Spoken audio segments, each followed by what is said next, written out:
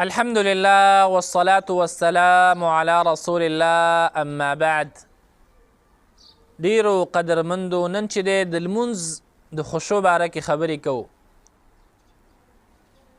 چې خشوع په لمونځ کې څومره زیاته ضروري ده، څومره مهمه ده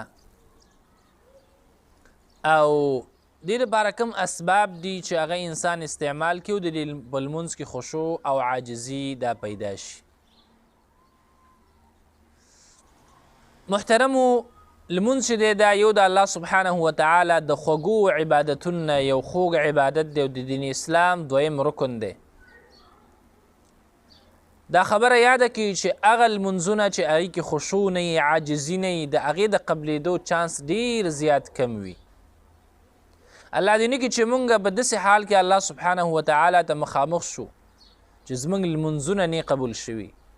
نو دا ډیره د افسوس خبره ده او ډیر د فکر او د سوچ خبره ده.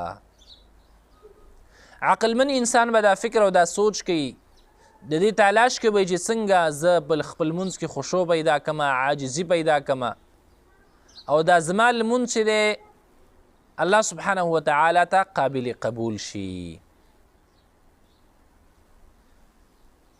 زموږ لمونځونه خو هغه حد ته رسېدلي دي محترمو چې د الله رحم نه وي نو د دې قبلېدو چانس ډېر زیات کم دی.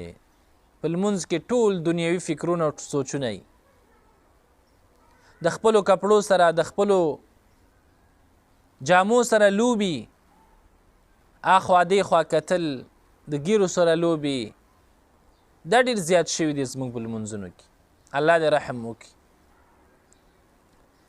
خشوع ویلی کېږي دې ته چې یو انسان باید خپل ټول فکر او سوچ، خپل ټول تمرکز چې دی دا صرف په لمونځ باندې وکړي، دنیوي سوچونو او فکرونو نه ځان وساتي، د لوبو نه، د اخوا دېخوا کتلو نه، د کپړو سره د لوبو نه، د ګیرې سره، دغه رنګې د نور شیانو سره د لوبو نه ځان وساتي او صرف خپل لمونځ د متوجه او د سجدې ځي ته ګوري، اخوا دېخوا ګوري نه.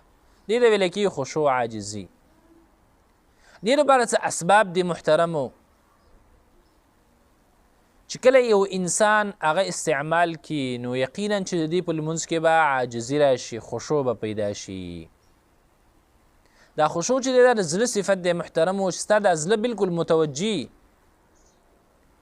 او د دې اثر په اندامونو باندې.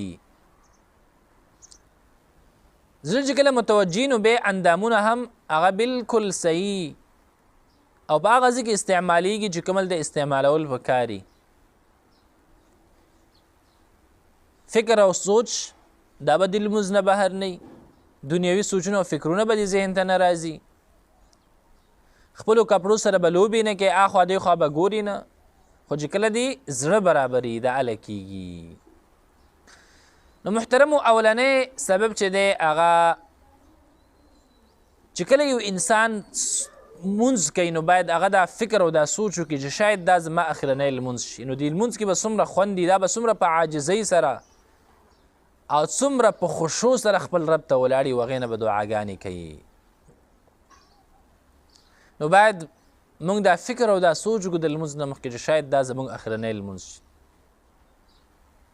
دا به یو بیل خوند وي او یو بیل احساس چې د هغې څه تذکیر نشي کېدی په الفاظو کې چې دا کم خوندي او دا کم احساسي. دویم محترمو، د لمونځ ترجمه ډیره زیاته مهمه او ضروري ده. دا د لمونځ په خشوع کې په عاجزۍ کې ډیر زیات رول لوبوي.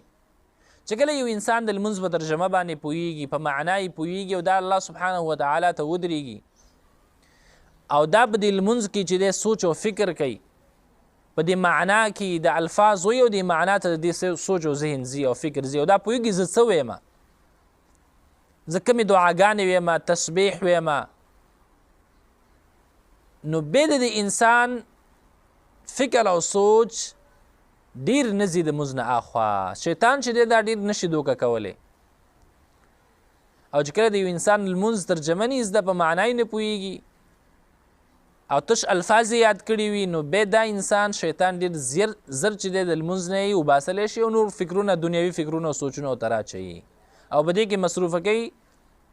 سلام وګرځي او دا بلکل خبر نشي چې زما څو رکعاته وکړله څو مې ونه کړله. نو د لمونځ ترجمه چې دا یو ډیر مهم رول لوبوي، باید دا موږ ټول زده کړو. بل محترمو چې کله یو انسان د الله سبحانه وتعالی ته ودرېږي او د لمونځ کوي، نو باید دا فکر او سوچ ذهن ته راولي چې زه الله سبحانه وتعالی ینم او د هغې سره ملاقات کومه، خبرې کومه، نو دا به ډېر په عاجزۍ سره ولاړي. او که یو انسان دومره فکر او سوچ نه برابریږي، نو الله سبحانه وتعالی خو موږ ټول ییني. باید دا سوچ او دا فکر په خپل ذهن کې راولو چې الله سبحانه وتعالی ما ویني، ما ګوري، زه هغې ته ولاړ یم، زه هغې سره څنګه خبرې وکړمه، څنګه ورته خپلې دعاګانې پیش کړمه، څنګه د الله سبحانه وتعالی نه دعاګانې وغواړم. دا لمونځ چې دا ټوله دعا ده چې کله انسان په دې کې فکر او سوچ کوي، په معنا یې پوهېږي. بل محترمو چې کله انسان ته شیطاني وسوسې راشي په لمونځ کې، نو باید دا څه وکړي، څنګه د دې نه ځان ژغورلی شي. حدیث کې راځي نبی کریم صلی الله علیه وسلم فرمایي چې کله انسان ته شیطان وسوسې واچي په لمونځ کې، نو دا څه وکړي، باید اعوذ بالله وی او 3 کرته د خپل چپ طرف ته لاړې توکي. داسې ډېرې زیاتې لاړې به هم نه توکي چې ستا خوا ته کوم ملګری دی چې په هغې باندې ستا لاړې ورشي او هغې ته چې ډېر تکلیف ورسېږي. نو دغه علاج دی چې کله انسان ته شیطاني وسوسې راشي او فکر او سوچ په دنیوي کارونو کې، نو اعوذ بالله دی وی ځان سره پټ او بیا د چف طرف ته 3 کرتې لاړې توکي. الله سبحانه وتعالی دې زموږ په لمونځونو کې خشوع او عاجزي پیدا کړي او الله سبحانه وتعالی دې موږ نه دا قبول او منظور کړي. وصلى الله تعالى على خير خلقه محمد وآله وصحبه أجمعين.